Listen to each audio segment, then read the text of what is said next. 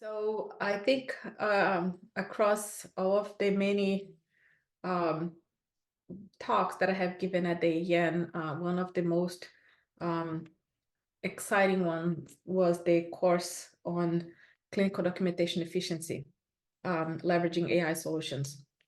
We have seen the movement towards a huge interest in artificial intelligence for the neurologist, and traditionally, this movement has been around identification of biomarkers or identification of predictors. So leveraging AI in mining different data sources to try to identify potential indicators of, let's say, a disease to occur or a disease progression. We are taking the opposite or a different approach, which is to understand how AI can help clinicians, neurologists, do their job better. So one of my slides is showing how practice used to be 10 years ago. It felt like a very fancy and elegant store, like an Apple store, where you would come and then you would have that beautiful desk where someone would be selling you a state-of-the-art product, and you would be proud of showing all of the features of that product and then feel proud about taking care of people. And today, because of the huge demand for increasing volume and all of the workforce shortages, we have experienced it's like a crowded store at the first day of opening with a new iPhone.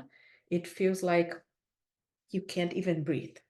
And it's feeling that the feeling that you had a very proud and elegant product to show, you can't really do that because there is so many people asking for your attention and asking you to do so many things. And it's becoming very anxiety provoking to believe or to even think that we're going to add more and more tools to our practice without the fear of increasing the burden or the fear of even increasing inequities in care, right? So how we can leverage AI to improve our practice, to improve our efficiency, to improve the physician well-being without increasing disparities in care.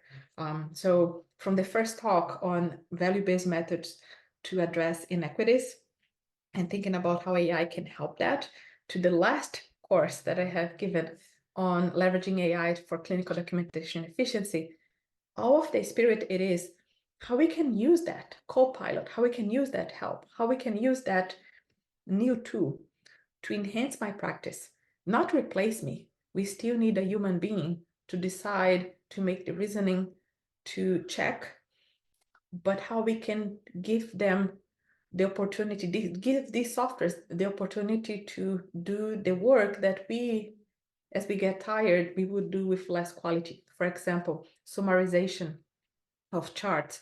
For example, screening over millions and millions of notes. For example, listening to our conversation and creating a draft of a note, so then we don't need to keep typing, looking at a computer, so that we can finally do what we used to do 10 years ago, which is look at patients' eyes and take a history. Think about what we can do to help them get better. So it's a little bit of looking ahead of the future and then see all of the sky's the limit with AI, and also looking back 10 years ago and say, we want that back. So merging those two dreams together, it is a lot about what I have been teaching people at the EN.